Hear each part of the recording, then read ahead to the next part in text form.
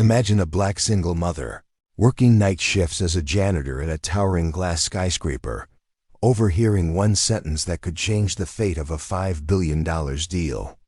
"Don't sign it," she blurts out. Mopping bucket forgotten, eyes locked.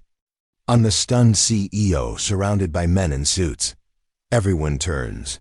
Laughter echoes. Who is she to interrupt billionaires? But what she says next leaves the entire boardroom in stunned silence. This isn't just a janitor. This is a woman with a secret past, and the truth she's about to reveal will bring down empires. Stay with this story, because by the end, you won't just be speechless, you'll be inspired. Subscribe for more true power-twisting drama you won't forget. The bucket, the broom, and the billionaire in the towering glass heart of Manhattan. The sleek high-rise that housed Valtrex Technologies shimmered like a monument to power. Floors buzzed with people in suits making deals worth more than most. Homes, elevators ran like veins pumping capital through steel. And deep in the shadows of this sleek world, 33-year-old Tasha Monroe pushed a mop bucket. She was invisible. A single mother, black, scraping by on night shifts as a janitor just to feed her 8-year-old son Jamal and cover his therapy bills. Tasha never imagined that one night she'd stand between the CEO of Valtrex and the worst financial decision of his career. It started like any other shift, head down, earbuds in, bleach and water swirling in her bucket, but the 58th floor executive boardroom door was left slightly ajar. Inside were the most powerful people on the East Coast, E.O. Brandon, Harwood, 2 lawyers from Dextra Holdings, and several board members. They were discussing the imminent signing of a $5 billion acquisition deal. But Tasha heard something they didn't know she would understand: merger terms, undervaluation, and most importantly, something eerily familiar. She paused, the name, Dextra Holdings, sparking a memory. Her late husband, before he died in a car crash 2 years earlier, had once worked on a massive tech patent. He claimed it was stolen by a company he never named, one who threatened legal action if he spoke up.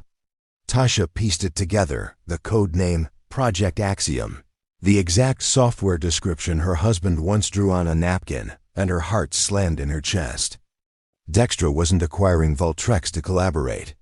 They were buying it to bury the stolen software in litigation-proof silence. "Don't sign it," she said, stepping inside, mop in hand, eyes blazing. The room fell silent. Brandon looked at her, startled. "Excuse me?" A board member scoffed. "Security," another snapped, but Brandon, for some reason, raised a hand. "Let her speak." What came next unraveled the janitor with secrets. Tasha stood in the middle of that polished room, with nothing but a dirty apron and a trembling voice. But her words were laser precise. "That software you're selling, Project Axiom, it's based on stolen code. My husband, Derek Monroe, wrote it. He filed a patent application just before he died. Dextra Holdings tried to bury him, but I kept every document." The lawyers paled. One of them shifted nervously. Brandon Harwood leaned forward. "Why haven't I heard this?" "Because you're being bought blind," Tasha replied, her voice gaining strength. "That $5 billion deal? It's to cover up a fraud." A wave of scoffing began, but Tasha reached into her utility pouch and pulled out a folded stack of papers wrapped in plastic. "I brought this every day, just in case. It's all I have left of him." She laid them on the table. Original schematics, handwritten notes, email printouts, even correspondence threatening Derek if he went public. One board member flipped through them, and his face blanched. Brandon turned to his legal advisor. "Is this legit?" The lawyer hesitated, then nodded slowly. "It could invalidate the deal." "If it's true, so verify it." Brandon snapped. For the next 72 hours, Tasha was pulled from her janitorial duties and placed under quiet observation, not in a suspicious way, but because her presence had turned into something more, a critical asset. Her knowledge of the code, her recollection of Derek's development process, and her resilience through grief had painted her as something more than a widow with a mop. She became the centerpiece of an internal investigation. Brandon himself began sitting with her during interviews, intrigued not just by the evidence, but by her unshakable integrity. And when outside counsel confirmed that the software had indeed originated with Derek Monroe, Brandon called an emergency board meeting. Dextra Holdings was blindsided. Tasha, now wearing a borrowed blazer instead of a uniform, sat beside Brandon as he declared the deal dead. But the story was far from over. The retaliation Dextra Holdings didn't back off. Instead, they sued Valtrex and Tasha personally, claiming defamation and breach of confidentiality. Social media caught wind of the janitor who stopped a $5 billion deal, and the media spun it like wildfire. Tasha was on CNN, BBC, and every podcast in between. Some called her a hero, others accused her of sabotage. Brandon, who had initially kept a cool, professional distance, began to take personal responsibility for protecting Tasha. He quietly hired a security firm for her and Jamal, even inviting them to stay in a secure condo under his name. But Tasha refused handouts. "I didn't do this to be rescued," she told him. "I did it because someone had to." Meanwhile, court proceedings began, and Dextra Holdings tried to bury her in legal paperwork. But Tasha, with the help of Brandon's legal team and a fired-up public defender, turned the case around.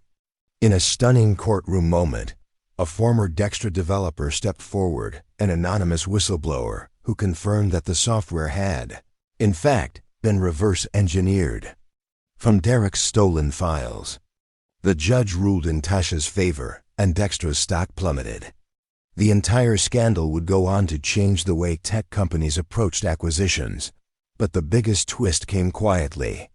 Brandon Harwood, once the icy, unreachable billionaire, sat with Tasha and Jamal at a local diner one evening and looked across the table. "You saved this company. But more than that, you taught me what real courage looks like." Tasha smiled, sipping her coffee. "I just told the truth." "You did more than that," Brandon said. "You reminded me that we don't need more men in suits telling stories. We need more women like you writing them." What he did next shocked everyone. He stepped down as CEO of Valtrex, citing that he wanted to help build something honest from the ground up. He named Tasha Monroe as interim director of ethics and innovation, a role she'd once dreamed of long before janitorial work claimed her nights. But that wasn't all. From janitor to legend 6 months later, Valtrex Technologies had recovered from the attempted merger. In fact, with Tasha's guidance, it had reinvented itself as a beacon of ethical tech leadership. She didn't change overnight.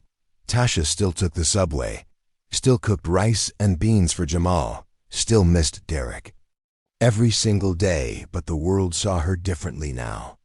And in time, she saw herself differently too. She was invited to speak at conferences, awarded the Human Spirit Award by the United Nations Tech Council, and even had a scholarship named after her for single mothers in tech. Meanwhile, Jamal flourished, his therapy fully covered now. He began to show signs of being just like his father, brilliant with computers, curious about justice. But the biggest surprise came when Brandon, now retired, invited her to join him on a new project, a non-profit incubator to help underrepresented tech inventors bring their ideas to life without being exploited. Tasha, smiling, said yes, but under one condition. "No more fancy titles. I'll be the janitor of dreams. I clean up messes and make sure the right people get to shine." The press loved it. But more than that, people across America and the UK, especially single moms, black professionals, and struggling dreamers, found in her story a piece of themselves. A woman unseen became unforgettable. A whisper turned into a roar. And a mop, once her only tool, had led her straight to the boardroom. Subscribe now for more stories that prove the quiet ones in the corner just might be carrying the truth that changes everything.